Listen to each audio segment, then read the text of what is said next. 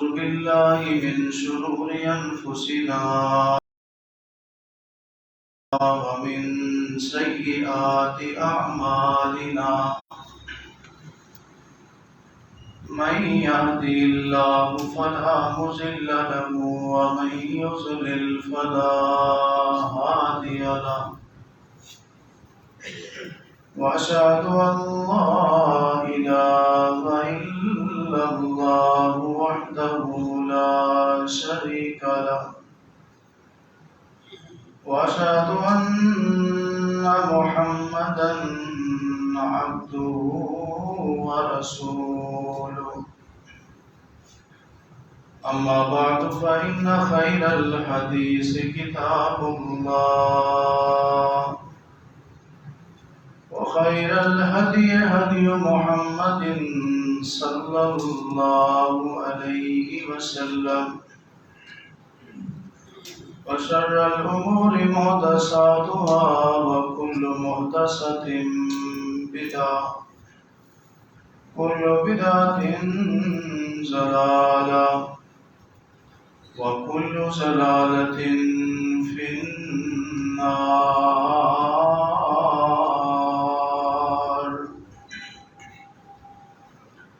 اللهم صل على محمد وعلى آل محمد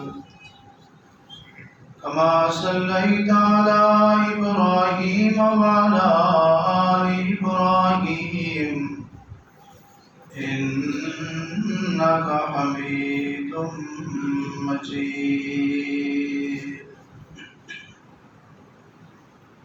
اللهم بارك على محمد وعلى آل محمد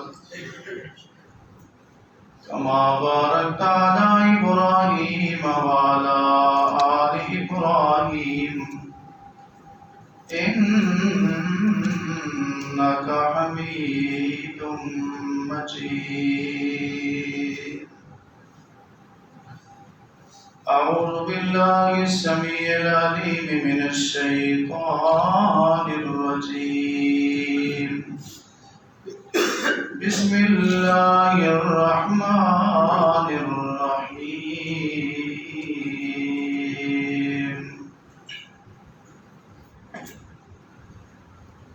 ولقد يسرنا القرآن للذكر فهل من مدكر.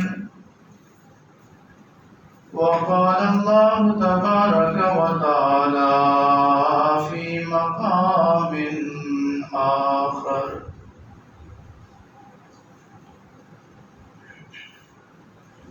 قد جاءكم برهان من ربكم وأنزلنا إليكم نورا مبينا.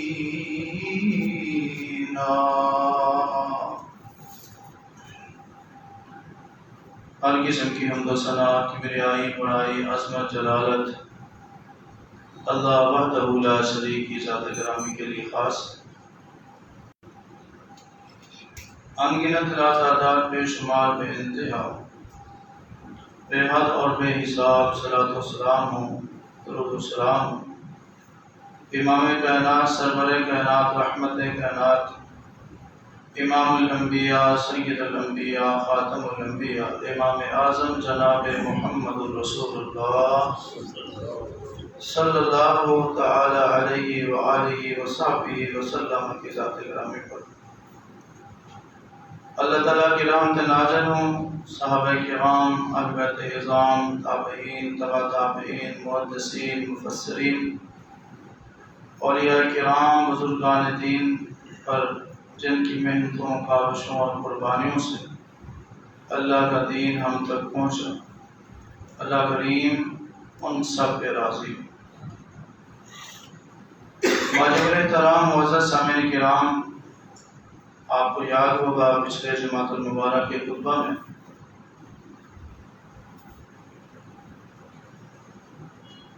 قرآن کریم کی سورت نمبر 107 سورت الماعون کی تفسیر بیان ہوئی تھی۔ ابتدائی آیات کی تفسیر آپ نے سنی تھی اور ہم تیسری آیت کی تفسیر پڑھ اور سن رہے تھے۔ آج بھی سورۃ الماعون کی تفسیر کے عنوان پر دوسرا حصہ بیان کیا جائے گا۔ دعا ہے کہ اللہ رب العزت مجھے حق اور سچ بیان کرنے کی توفیق عطا فرمائے۔ سننے اور سنانے کے بعد اللہ رب العزت ہم سب کو عمل کرنے کی بھی توفیق دے۔ بہت ہی خوش قسمت اور خوش نصیب ہے وہ شخص، وہ آدمی، وہ بندہ، وہ مرد، وہ عورت جس کو اس پرفتن دور میں قرآن سے محبت ہو جائے، قرآن کے بغیر جس کا گزارا نہ ہو، جو کثرت کے ساتھ قرآن کی تلاوت کرتا ہے، قرآن سیکھتا ہے، سمجھتا ہے، اس میں غور کرتا ہے، اس پہ عمل کرتا ہے، انتہائی سعادت مند آدمی ہے۔ اللہ ہمیں بھی ان خوش قسمت لوگوں میں شامل فرمائے۔ اللہ کی کتاب قرآن کریم کا سیکھنا یہ ہزاروں نہیں لاکھوں کے ملنے سے بھی زیادہ قیمتی ہے۔ کائنات میں کتنے سارے لوگ ہیں، کوئی کوٹھیوں والے، کوئی مربوں والے، کوئی زمینوں والے، کوئی باغات والے، کوئی ریبڑوں والے، کوئی فیکٹریوں کے مالک، کوئی پلاٹوں کے مالک، کوئی عہدے والے، کوئی شہرت والے، لیکن رسول اللہ صلی اللہ علیہ وسلم نے جن لوگوں کو بہترین قرار دیا ہے وہ کون لوگ ہیں؟ فرمایا خیرکم من تعلم القرآن وعلمہ، تم میں سب سے بہتر وہ ہے جو قرآن سیکھتا اور سکھاتا ہے، قرآن سیکھنے والا ہے، قرآن سکھانے والا ہے، قرآن پڑھنے والا، قرآن پڑھانے والا ہے۔ جن کو قرآن کریم کے ساتھ محبت ہو جائے، قرآن کریم سمجھنے کی کوشش کریں، اللہ رب العزت ان کے لیے رحمت کے دروازوں کو کھول دیتا ہے، اللہ تعالیٰ ان کی پریشانیوں کو دور فرما دیتا ہے، ان کے لیے جنت کے راستے کو آسان فرما دیتا ہے۔ تو میں آتا ہوں سورہ ماعون کی تفسیر کی طرف کہ اس سورت کا تعلق مکی صورتوں کے ساتھ ہے، اور مکی صورتوں میں زیادہ جو مسئلہ بیان کیا گیا ہے وہ مسئلہ آخرت ہے، مرنے کے بعد دوبارہ زندہ ہونا اور اللہ کی عدالت، اللہ کی بارگاہ میں پیش ہو کر حساب کتاب دینا، یہ مسئلہ ہے۔ کفار مکہ، مشرکین مکہ کی اکثریت اس عقیدے کو، اس بات کو نہیں مانتے، اس وجہ سے ان میں عملی طور پر اخلاق کے لحاظ سے کوتاہیاں تھیں۔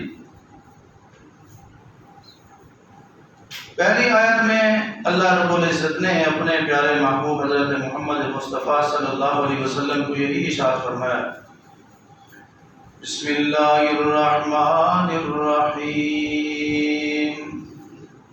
ارأیت الذی یکذب بالدین، فرمایا رب العالمین نے کیا آپ نے دیکھا ہے اس بندے کو، کیا آپ جانتے ہیں اس آدمی کے متعلق جو فیصلے کے دن کو، جزا سزا کے دن کو، آخرت کو جھٹلاتا ہے؟ اس کے بعد اس بندے کی نشانیاں بیان فرمائی، وہ کون سا بندہ ہے تاکہ پہچاننا آسان ہو جائے۔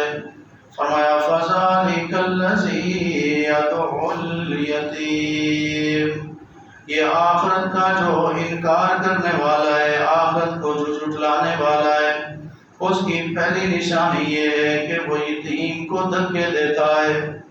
یتیم کو دھکے دینے کا مطلب یہ نہیں ہے کہ ہاتھ کے ساتھ فزیکل اس کو دھکا دیا جائے، بلکہ یتیم کو دھکے دینے کا مطلب یہ ہے اس کا خیال نہیں کرتا، اس کی عزت نہیں کرتا، اس کے حقوق ادا نہیں کرتا، اس کی وراثت کے اوپر قبضہ جمانا چاہتا ہے، اس کو گھر سے نکالنے کے پروگرام بناتا ہے، اس کو دکانداری سے کاروبار سے محروم کرنا چاہتا ہے، یتیم کی عزت نہیں کرتا، اس کو دھکے دینے کا یہ مطلب ہے۔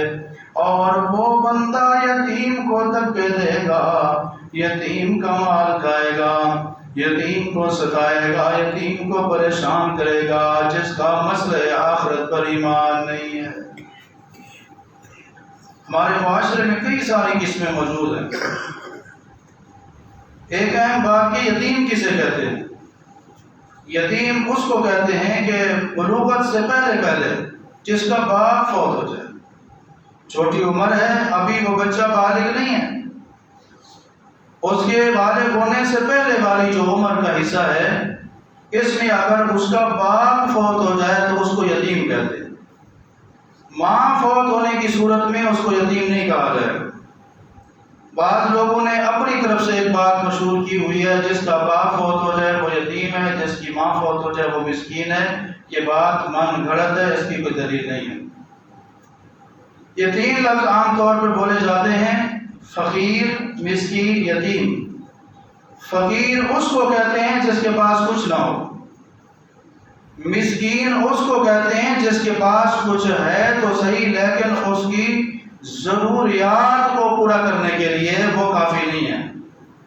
یتیم اس کو کہتے ہیں کہ جس بچے کا باپ فوت ہو جائے اور وہ بچہ ابھی بالغ نہ ہو، جب وہ بالغ ہوگا پھر وہ یتیم نہیں کہلائے گا، یتیمی ختم ہو جائے گی۔ اور بالغ ہونے کی عمر 13، 14 سے 15 سال تک ہے عام طور پر۔ تو فرمایا فَذَلِكَ الَّذِي يَدُعُّ الْيَتِيمَ، جس کا آخرت پر ایمان نہیں ہے، آخرت کو جھٹلاتا ہے، پہلی نشانی وہ یتیم کو دھکے دیتا ہے۔ ہمارے معاشرے میں بہت ساری صورتیں موجود ہیں یتیموں کے ساتھ بدسلوکی کرنے کی۔ بعض تو جب ان کا بھائی فوت ہو جاتا ہے، ان کے بچوں کو یتیم خانے میں جمع کروا دیتے ہیں تاکہ ان کی وراثت کے اوپر قبضہ جمایا جا سکے۔ بعض ایسے ہے کہ اگر فوت ہونے والا بزنس مین تھا، اس کی دکان تھی، کاروبار تھا، اس کے یتیم بچوں کو وہ کاروبار نہیں سونپا جاتا بلکہ اس کے بھائی قبضہ کر لیتے ہیں۔ جب وہ بچہ جوان ہو جاتا ہے، بالغ ہو جاتا ہے، وہ کہتا ہے میرے ابا کا یہ کاروبار اور دکان تھی، اس کو کہتے ہیں اتنا سال دکان رہا، ہم نے بڑی محنت کی، چل یہاں سے نکل جا، تیرا کوئی حصہ نہیں ہے۔ قرآن کریم نے بیان فرمایا ہے کہ اس فوت ہونے والے کے کاروبار اور بزنس اور دکانداری کو آگے چلا تو سکتے ہیں، قبضہ نہیں کر سکتے۔ ہاں جتنا عرصہ چلایا ہے اس کی تنخواہ تو لی جا سکتی ہے، لیکن یہ یتیموں کی امانت ہے، جب وہ بالغ ہوں گے ان کے سپرد کرنا ہو۔ مختلف انداز میں یتیموں کو ستایا جاتا تھا زمانہ جاہلیت میں بھی، اور اب بھی اس کائنات کے اندر، اس معاشرے کے اندر سب سے زیادہ جو کمزور طبقہ ہے وہ یتیموں کا ہے۔ یہ صرف وہی بندہ اس دکھ کو محسوس کر سکتا ہے جو کبھی یتیم رہا ہو، جس کی چھوٹی عمر میں اس کا باپ فوت ہو گیا ہو۔ اس کو پتا ہے کہ یتیم کیسے ہوتے ہیں، یتیمی کی زندگی کیسی ہوتی ہے، یتیم کو کتنی پریشانیاں ہوتی ہیں۔ بعض اوقات تو ایسے ہوتا ہے کہ یتیموں کے گھروں میں کھانا بھی پورا نہیں پکتا، بعض اوقات ایسے ہوتا ہے یتیم بیمار ہو جائے ان کا علاج کرانے والا کوئی نہیں ہوتا، بعض اوقات خوشی کے موقع پر یتیم کے سروں پہ ہاتھ رکھنے والا کوئی نہیں ہوتا۔ اس لیے تو اللہ کے پاک پیغمبر علیہ الصلوۃ والسلام نے فرمایا انا وکافل الیتیم، میں اور یتیم کی کفالت کرنے والا جنت میں اس طرح ہوں گے جس طرح یہ دو انگلیاں ساتھ ساتھ۔ دوسری نشانی اس بندے کی جو آخرت کو جھٹلاتا ہے، یوم الدین کو جھٹلاتا ہے، اس پر ایمان نہیں لاتا۔ وَلَا يَحُضُّ عَلَىٰ طَعَامِ الْمِسْكِينِ، یہ سب حیثیت ہونے کے باوجود بخیلی کرتا ہے، خود بھی مسکینوں کے اوپر خرچ نہیں کرتا اور دوسروں کو بھی مسکینوں کے اوپر خرچ کرنے کی ترغیب نہیں دلاتا. انتہائی کنجوسی کی قسم ہے کہ خود بھی خرچ نہ کرنا اور دوسروں کو بھی ترغیب نہ دلا. اللہ کے پاک پیغمبر علیہ السلام یتیموں کے اوپر خرچ کیا کرتے تھے، مسکینوں کے اوپر خرچ کیا کرتے تھے. مسکینوں کے ساتھ، غریبوں کے ساتھ رسول اللہ کو بڑی محبت تھی. آپ علیہ السلام ایک دعا مانگا کرتے تھے، اللہم اعینی مسکینا وامتنی مسکینا وحشرنی فی زمرۃ المساکین. اے اللہ مجھے مسکینی کی حالت میں زندہ رکھنا، جب مجھے موت آئے تو میں مسکینی کی حالت میں ہوں، اور قیامت والے دن جس گروہ اور جماعت سے تو مجھے اٹھائے وہ مساکین کی جماعت ہو. آپ علیہ السلام نے اس بندے کو خوشخبری دی ہے، اس بندے کی شان اور عظمت بیان فرمائی ہے جو مساکین کا خیال کرتا ہے، غریبوں، یتیموں، مسکینوں کے کفالت کرتا ہے، کسی بھی انداز میں ان کے کھانے کا انتظام کرتا ہے، ان کے لیے ادویات کا انتظام کرتا ہے، ان کے لیے رہائش کا انتظام کرتا ہے، ان کے لیے کھانے پینے کے سامان کا، راشن کا انتظام کرتا ہے.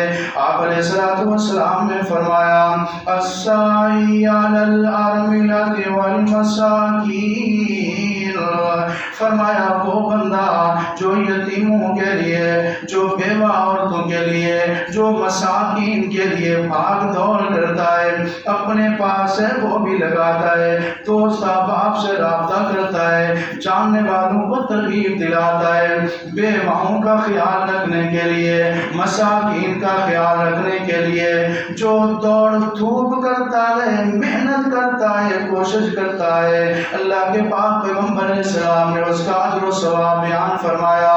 آپ فرماتے ہیں کل مجاہد فی سبیل اللہ، اس کا درجہ اسی طرح ہے جس طرح اللہ کی راہ میں جہاد کرنے والے مجاہد کا ہوتا ہے. پھر آپ نے فرمایا یا اس کا درجہ اس عبادت گزار کے برابر ہے جو دن کو مسلسل روزے رکھتا ہے اور ساری رات مسلسل قیام کرتا رہتا ہے.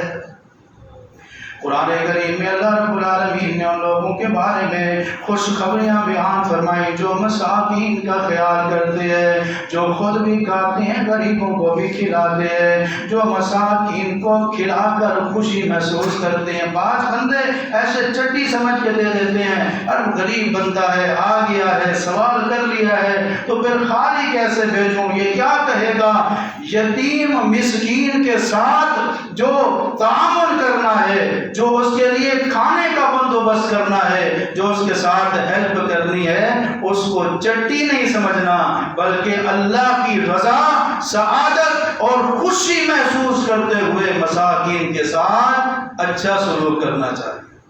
سورۃ الدار 29واں پارہ. یہ رب العالمین نے ان لوگوں کے بارے میں جو اللہ کے پیارے بندے ہیں، جن کا انجام جنت کی شکل میں ہوگا، جن کا انعام جنت کی نعمتوں کی شکل میں ہوگا، وہ چشموں کے اوپر موجود ہوں گے، وہ نہروں کے اوپر موجود ہوں گے، جہاں ٹھنڈے میٹھے پانی کی نہریں ہوں گے، دودھ کی نہریں ہوں گے، اور اسی طرح شہد کی نہریں ہوں گے، شراب طہور کی نہریں ہوں گے. فرمایا ان الابرار یشربون من کاس کان مزاجها کافورا کافورا این یشرب بها عباد اللہ یفجرونها تفجیرا. فرمایا اللہ کے پیارے بندے، اللہ کے نیک بندے، اللہ کے محبوب بندے ان نہروں سے جام بھر بھر کے پی رہے ہوں گے، جنت کی مشان رہنے والی، ختم نہ ہونے والی نعمتوں میں ہوں گے. پھر رب العالمین نے بتایا ان کو ان کے اس عمل کی جزا ملے گی. فرمایا یوفون بالنذر ویخافون یوما کان شرہ مستطیرا. یہ وہ لوگ تھے جو دنیا کی زندگی میں جو نظر مار لیتے تھے اس اس نظر کو پورا کرتے تھے اور آخرت کے بارے میں بڑے فکر مند تھے، اللہ کے سامنے پیش ہونے والے دن سے بہت زیادہ ڈرتے تھے۔ وَيُطْعِمُونَ الطَّعَامَ عَلَىٰ حُبِّهِ مِسْكِينًا وَيَتِيمًا وَأَسِيرًا۔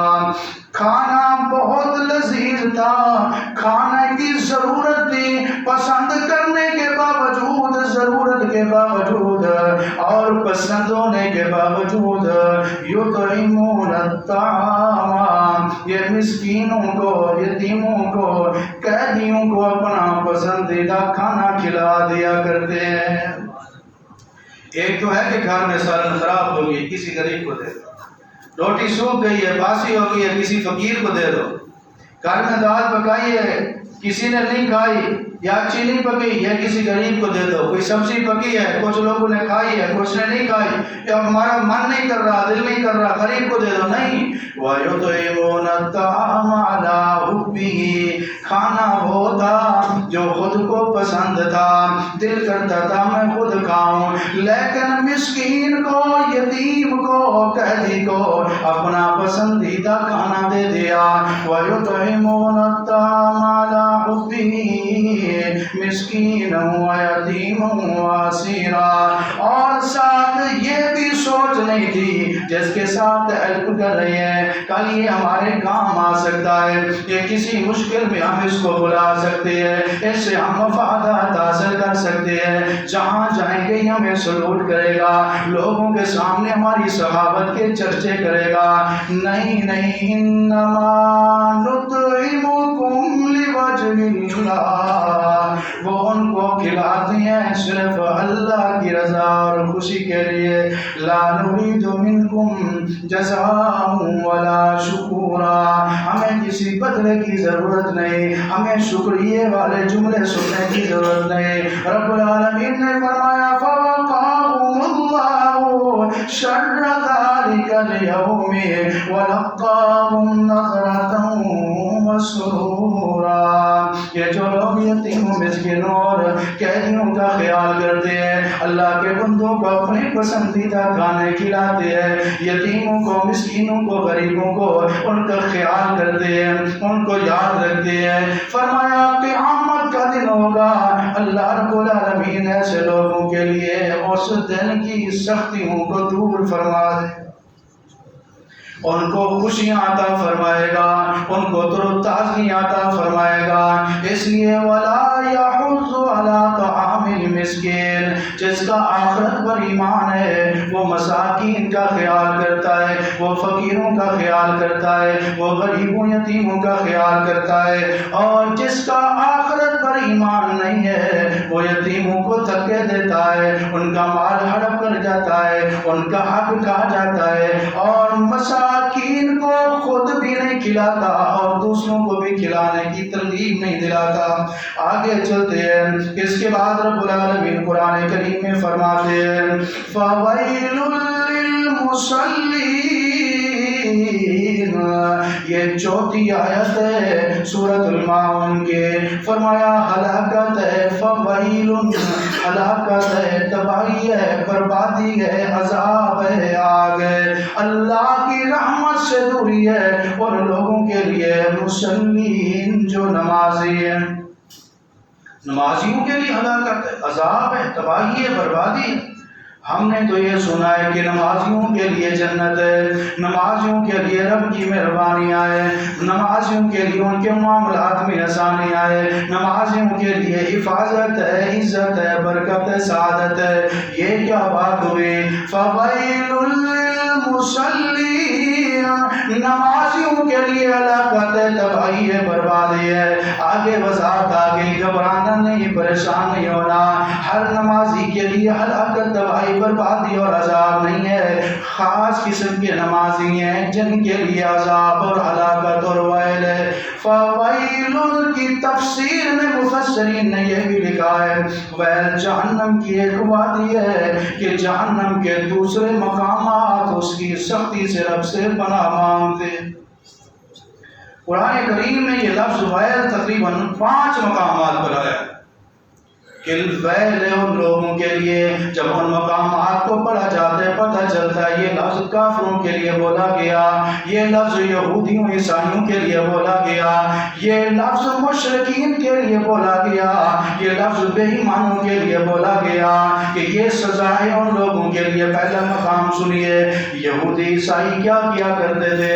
اللہ کی طرف سے نازل ہونے والے کتاب میں ان کے ملا، ان کے پادری، ان کے بڑے جو مذہبی پیشوا تھے لوگوں سے پیسے لے کر اپنی مرضی کے مسئلے اس میں لکھ دیا کرتے تھے، کیونکہ صرف قرآن کریم کی حفاظت کا ذمہ اللہ نے لیا تھا اور لیا ہے، اور وہ ذمہ اب بھی موجود ہے۔ اس سے پہلے آسمانی کتابوں کی حفاظت کا ذمہ اللہ نے نہیں لیا تھا۔ اس وقت کے جو ان کے مذہبی پیشوا تھے وہ لوگوں سے پیسے لے کر اللہ کی کتابوں میں رد و بدل کر دیا کرتے تھے۔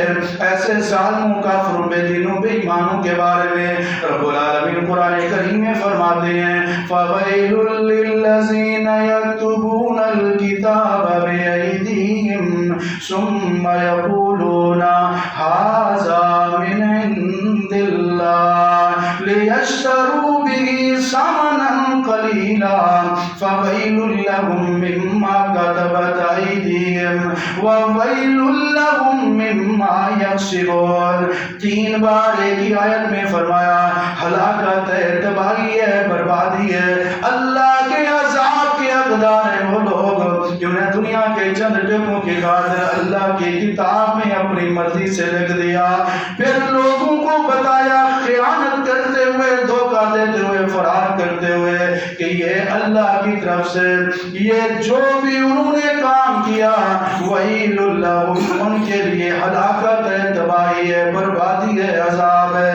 دوسرا مقام اللہ رب العالمین نے قرآن کریم میں فرمایا دوسرے مقام پر فَوَيْلٌ يَوْمَئِذٍ لِّلْمُكَذِّبِينَ، قیامت کے دن ہلاکت ہوگی، تباہی ہوگی، بربادی ہوگی ان لوگوں کے لیے جنہوں نے اس دن کو دنیا میں تسلیم نہیں کیا تھا۔ تیسرا مقام فرمایا سورۃ المرسلات میں، ایک مقام میں نہیں، ایک بار نہیں، تقریباً 10 کے قریب بار رب العالمین نے فرمایا وَيْلٌ يَوْمَئِذٍ لِّلْمُكَذِّبِينَ، جو قیامت کے دن کو، آخرت کو نہیں مانتے، ہلاکت ہے ان کے لیے، تباہی ہے، بربادی ہے۔ ایک اور مقام پر ان لوگوں کے بارے میں جو مال تول میں کمی کرتے ہیں، کمینگی کرتے ہیں، بری حرکت کرتے ہیں، چند روپے کی خاطر مال تول میں تھوڑی سی کمی کر کے بد اخلاقی کا مظاہرہ کرتے ہیں۔ فرمایا وَيْلٌ لِّلْمُطَفِّفِينَ الَّذِينَ إِذَا اكْتَالُوا عَلَى النَّاسِ يَسْتَوْفُونَ وَإِذَا كَالُوهُمْ أَو وَّزَنُوهُمْ يُخْسِرُونَ۔ فرمایا تباہی ہے، بربادی ہے، ہلاکت ہے ان لوگوں کے لیے جو ناپ تول میں کمی کرتے ہیں، جب لوگوں سے لینا ہو تو چیز پوری لیتے ہیں، جب دینے کی باری ہو تو لوگوں کا نقصان کرتے ہیں، کم ناپ تول کرتے ہیں، ایسے لوگوں کے لیے بھی ویل ہے۔ ایک اور مقام ان لوگوں کے لیے بھی اسی عذاب کے بارے میں بتایا گیا ہے، فرمایا وَيْلٌ لِّكُلِّ ہُمَزَةٍ لُّمَزَةٍ، تباہی ہے، بربادی ہے، ہلاکت ہے، جہنم کا عذاب ہے، جہنم کا گڑھا ہے ان لوگوں کے لیے ہُمَزَةٍ لُّمَزَةٍ، جو بار بار پر لوگوں کو تانے دیتا ہے، کبھی بیوی کو تانے دیتا ہے، کبھی رشتہ داروں کو تانے دیتا ہے، کبھی دوست احباب کو تانے دیتا ہے، کبھی غریبوں مسکینوں کو تانے دیتا ہے، کبھی ملازموں کو تانے دیتا ہے۔ فرمایا ہر تانے دینے والے ظالم کے لیے ہے اور ہر عیب جوئی کرنے والے لوگوں کے عیبوں کو تلاش کرنے کے لیے ٹو میں رہتا ہے۔ اس کا کوئی عیب مجھے پتہ چل جائے، بیوی کے عیب جاننے کے لیے سرچ کرتا ہے، تحقیقات کرتا ہے، اور اسی طرح رشتہ داروں دوست احباب کے عیب ڈھونڈنے کے لیے، ان کے عیب تلاش کرنے کے لیے ہر وقت ان کے پیچھے پڑا رہتا ہے۔ اللہ کے نبی صلی اللہ علیہ وسلم نے فرمایا لا تحاسدوا، ایک دوسرے سے حسد نہ کرو، ولا تباغضوا، ایک دوسرے پہ بغض نہ رکھو، فرمایا ولا تجسسوا، قرآن کریم میں بھی تجسسوا، ایک دوسرے کی جاسوسی نہ کرو، ایک دوسرے کی جاسوسی نہ کرو، عیب ڈھونڈنے کے لیے ٹو نہ لگاؤ، بلکہ اگر کسی کے عیب کا پتہ چل جاتا ہے اس کے اوپر پردہ پوشی کرو۔ من ستر مسلمن سترہ اللہ یوم القیامہ، آپ علیہ السلام نے فرمایا جس نے دنیا میں کسی مسلمان کی عیب کی، پردہ پوشی کی، قیامت والے دن رب العالمین اس کے گناہوں کی آنکھ پردہ پوشی فرمائے گا۔ یہاں تو معاملہ ہی الٹ ہے، بات ہو یا نہ ہو، مکمل تحقیق ہو یا نہ ہو، کسی کی دشمنی ہے یا کسی نے الزام لگایا ہے، فوراً پہلے میڈیا پہ آ جاتا ہے، اس کی عزت کا خوب تماشا بنایا جاتا ہے، پھر 3 دن بعد کہا جاتا ہے سوری یہ فیک نیوز تھی۔ سوشل میڈیا پہ طوفان بدتمیزی ہوتا ہے اور پتہ نہیں کہ اس کے کیا کیا نقصانات ہیں، جس کے اوپر الزام لگایا جا رہا ہے یا جس کے عیب کی پردہ پوشی کرنے کی بجائے اس کو سامنے لایا جا رہا ہے، اس کے ساتھ کیا بنے گا؟ اس نے اگر غلطی کی اس کے ساتھ کیا بنے گا؟ اس کی بیوی ہے، اس کے بچے ہیں، اس کی فیملی ہے، اس کے دوست ہیں، رشتہ دار ہیں، اس لیے اگر وہ پہلے سدھرنا چاہتا تھا، جب اس کی پردہ پوشی نہیں کی گئی، اس کو لوگوں کے سامنے بے لباس کر دیا گیا ہے، اب اس کے سدھرنے کی امید ختم ہو گئی۔ وہ کہے گا اب تو سب کو پتہ چل گیا ہے، پھر گندے تو گندے ہی سے۔ اس لیے اسلام نے پردہ پوشی کو حکم دیا ہے، فرمایا وَيْلٌ لِكُلِّ ہُمَزَةٍ لُمَزَةٍ۔ پردہ پوشی کا مطلب یہ نہیں ہے کہ مجرمین کو سزا نہیں دینی چاہیے، جرم ثابت ہو جاتا ہے، مسئلہ عدالت میں چلا جاتا ہے، پھر کسی کی سفارش قبول نہیں، پھر پیسہ قبول نہیں، پھر رشوت قبول نہیں، پھر اللہ کی حدود کو قائم کیا جائے گا۔ اللہ اکبر کبیرہ۔ قرآن کریم میں رب العالمین نے فرمایا وَيْلٌ لِكُلِّ ہُمَزَةٍ لُمَزَةٍ، تانے دینے والا، عیب تلاش کرنے والا۔ آپ علیہ السلام کی حدیث مجھے یاد آئی، آپ علیہ السلام نے فرمایا ایک بندہ دوسروں کے عیب ڈھونڈنے کے لیے کوشش میں لگا رہتا ہے، عیب تلاش کرتا رہتا ہے، یہاں تک کہ اللہ رب العالمین اس کو اس کے اپنے گھر کے اندر ہی ذلیل و خوار کر کے رکھ دیتا ہے، جب اس کے گھر والوں کے اوپر اس کے عیب ظاہر ہو جاتے ہیں۔ اس لیے فرمایا وَيْلٌ لِكُلِّ ہُمَزَةٍ لُمَزَةٍ، ہلاکت ہے، تباہی ہے، بربادی ہے اس کے لیے جو تانے دیتا ہے، بیوی کو رنگ کے تانے، ڈھنگ کے تانے، خاندان کے تانے، اور جناب طور طریقے کے تانے، گفتگو کے تانے، رشتہ داروں کو، سسرالیوں کو اور باقی دوست احباب کو، اپنے ملازموں کو بار بار تانے دینا۔ آج ہمارے معاشرے میں پیسے والے لوگ، عہدے والے لوگ، صاحب اقتدار، صاحب مال لوگوں کا وتیرہ بن چکا ہے۔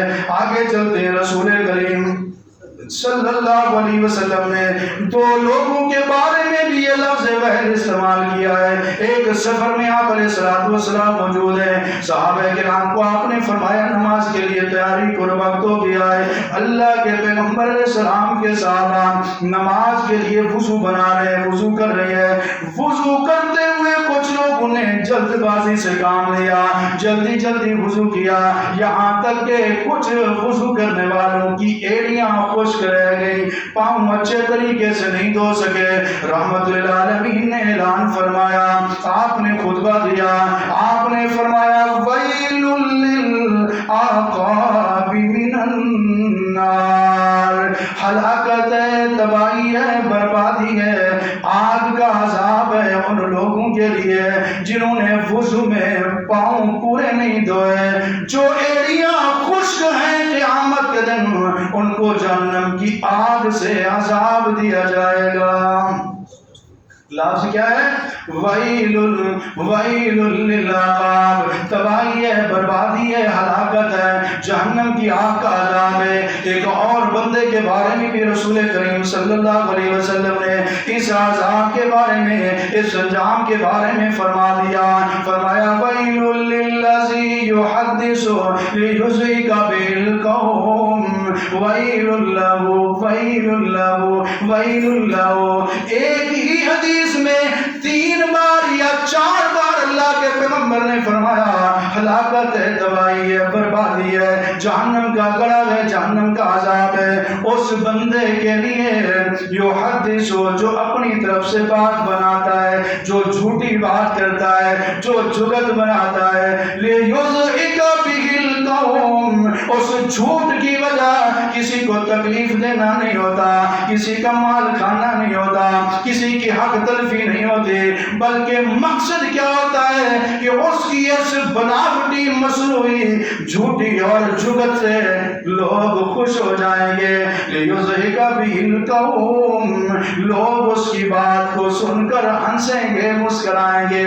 جس طرح آج کل جھگت باز لوگ اپنے طور پہ فرضی باتیں بنا کر میں نے ایسے کہا، اس نے ایسے کہا، اس کے فلاں نہیں ہوں کہا، اس کے فلاں نہیں ہوں کہا، میں فلاں جا رہا تھا مجھے فلاں نہیں ہوں کہا، اس طرح جھوٹی بات بنانا، جھگتے بنانا، لطیفے بنانا تاکہ لوگ سن کر مسکرا پڑیں، لوگ ہنسنے لگ جائیں اور کہیں کیا ہی بات ہے، کیا ہی فنی گفتگو کرتا ہے، کیا ہی اپنی طرف سے بڑی زبردست لطیفے بناتا ہے۔ فرمایا لیُضحِکَ بِهِ الْقَوْمَ، اس کی جھوٹی بات بنانے کا مقصد لوگوں کو ہنسانا ہے۔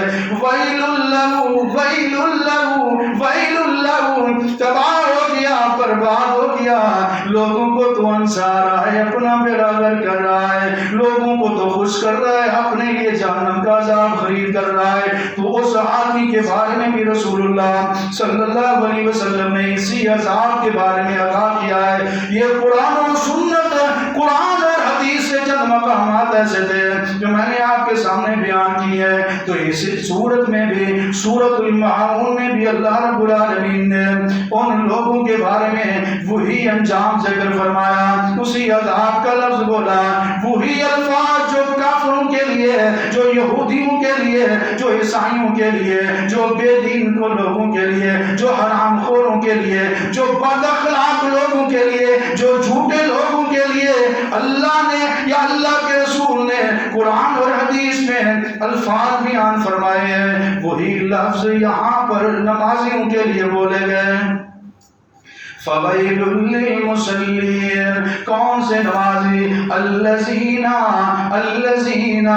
هُمْ فِي صَلَاتِهِمْ سَاهُونَ، وہ نمازی جو اپنی نمازوں میں سستی کرتے ہیں، جو اپنی نمازوں میں سہو کا کام کرتے ہیں، نمازوں کو بھلا دیتے ہیں، نمازوں کو چھوڑ دیتے ہیں، نمازوں کو ضائع کر دیتے ہیں، نمازیں پوری نہیں پڑھتے، ان نمازیوں کے لیے ہلاکت ہے، تباہی ہے، بربادی ہے۔ الذین هم عن صلاتهم ساہون، ساہون کے کئی معنی کیے گئے ہیں۔ پہلا معنی یہ ہے نماز کی پرواہ ہی نہیں کرتے، نماز کی فکر ہی نہیں کرتے، نماز وقت پر نہیں پڑھتے، وہ تو موسمی نمازی ہوتے ہیں، وہ تو سیزنل نمازی ہوتے ہیں، کیونکہ کچھ نمازی ہوتے ہیں جو سات کے نمازی، 7ویں دن جمعہ کی نماز پڑھنی ہے، کچھ ہوتے ہیں 60 کے نمازی جو 2 مہینے کے بعد ایک چکر مسجد کا لگا لیتے ہیں، اور کچھ ہوتے ہیں 61 کے نمازی جو موسم کو دیکھ کر نماز پڑھ لیتی ہے، کچھ ہوتے ہیں 360 کے نمازی جو سال بعد ایک عید پڑھ کے اپنے مسلمان ہونے کا ثبوت دے دیتے ہیں۔ اللہ کو ایسے نمازیوں کی ضرورت نہیں ہے۔ کون سا نمازی ہونا چاہیے؟ الذین هم علی صلاتہم دائمون، وہ نمازی جو اپنی نمازوں پر قائم رہتے ہیں، نمازوں کی حفاظت کرتے ہیں۔ فرمایا اولئک فی جنات مکرمون، ایسے نمازی قیامت کا دن ہوگا اللہ کی جنت میں رب العالمین ان کا میزبان ہوگا، یہ رب کے مہمان ہوں گے۔ اور جو نمازوں کی پرواہ نہیں کرتے، نمازوں کا خیال نہیں کرتے، موسمی نمازی، پریشانی والے نمازی، کہیں کوئی نوکری چھوٹ گئی تو مسجد میں آنا شروع کر دیا، اور جاب لیس ہو گیا تو مسجد میں آنا شروع کر دیا، کوئی الٹا سیدھا کام خواب دیکھ لیا تو مسجد میں آنا شروع کر دیا، کوئی نقصان ہو گیا تو پھر نمازیں شروع ہو گئی، کوئی پریشانی آ گئی تو نمازیں شروع ہو گئی، کوئی بیماری آ گئی تو نمازیں شروع ہو گئی۔ اس طرح کے مطلبی نمازیوں کا اللہ کو کوئی ضرورت نہیں ہے۔ ایسے نمازیوں کے بارے میں جو دل سے نہیں پڑھتے، ایک مطلب کے لیے پڑھتے ہیں، پریشانی ختم تو نماز بھی ختم، نوکری لگ گئی تو نماز ختم، صدمہ ختم ہو گیا نماز بھی ختم ہو گئی، برے حالات ختم ہو گئے تو نماز بھی ختم ہو گئی۔ وہ نمازی جو نمازوں میں سستی کرتے ہیں، لاپرواہی کرتے ہیں، شوق اور ذوق کے ساتھ نہیں پڑھتے، ایسے نمازیوں کے لیے ہلاکت ہے، ایسے نمازیوں کے لیے تباہی ہے۔ قرآن کریم میں ان لوگوں کے بارے میں بتایا گیا، فَخَلَفَ مِن بَعْدِهِمْ خَلْفٌ أَضَاعُوا الصَّلَاةَ وَاتَّبَعُوا الشَّهَوَاتِ فَسَوْفَ يَلْقَوْنَ غَيًّا۔ جو لوگ نمازوں کو ضائع کر دیتے ہیں، نمازوں کی حفاظت نہیں کرتے، دو پڑھ لی تین چھوڑ دی، تین پڑھ لی دو چھوڑ دی، ایک پڑھ لی چار چھوڑ دی، چار پڑھ لی ایک چھوڑ دی، پکے نمازی نہیں ہے، نماز کے محافظ نہیں ہے، نماز کے پابند نہیں ہے، اضاعوا الصلاۃ، نمازوں کو ضائع کر دیتے ہیں، کبھی کاروبار کی وجہ سے، کبھی دکان کی وجہ سے، کبھی ذاتی کام کی وجہ سے، کبھی دوست کی وجہ سے، کبھی بیوی کی وجہ سے، کبھی بچوں کی وجہ سے نمازوں کو ضائع کرتے ہیں۔ قیامت والے دن نماز میں سستی کرنے والے لوگوں کا، ان متسائل اور نماز کو ضائع کرنے والے لوگوں کا کیا انجام ہوگا؟ فَسَوْفَ يَلْقَوْنَ غَيًّا، ان کے لیے اللہ نے جہنم ایک وادی بنائی ہے، ایک گڑھا بنایا ہے، جب کافروں کو، ظالموں کو، مشرکین کو، بے ایمانوں کو، اللہ کے باغیوں کو جہنم میں جلایا جائے گا، ان کے جسم سے نکلنے والا جو گندا خون اور بدبودار پیپ جس گڑھے میں جمع ہوگی، نماز میں سستی کرنے والے، نمازوں کو ضائع کرنے والوں کو انہی گڑھوں میں پھینکا جائے گا۔ میرے عزیزو، نماز کی پابندی کرو، نماز کے بغیر ایمان نہیں ہے، اسلام نہیں ہے، بے نماز بندے کا کوئی دنیا اور آخرت میں اچھا انجام نہیں ہے۔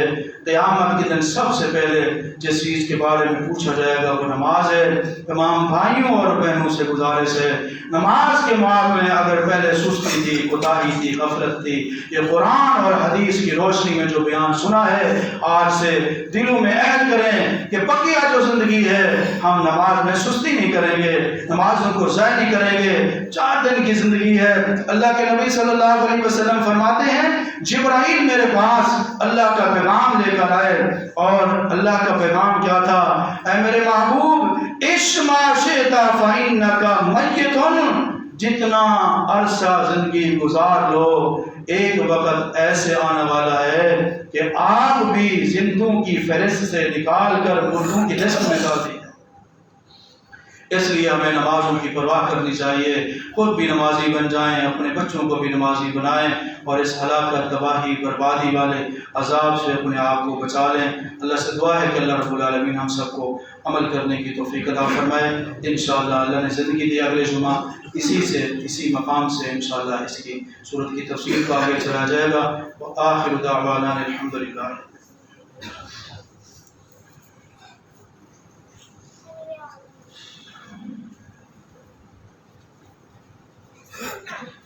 الحمد لله نحمده ونستعينه ونستغفره ونعوذ بالله من شرور أنفسنا ومن سيئات أعمالنا، من يهده الله فلا مضل له ومن يضلل فلا هادي له، وأشهد أن لا إله إلا الله وحده لا شريك له، وأشهد أن محمدا عبده ورسوله۔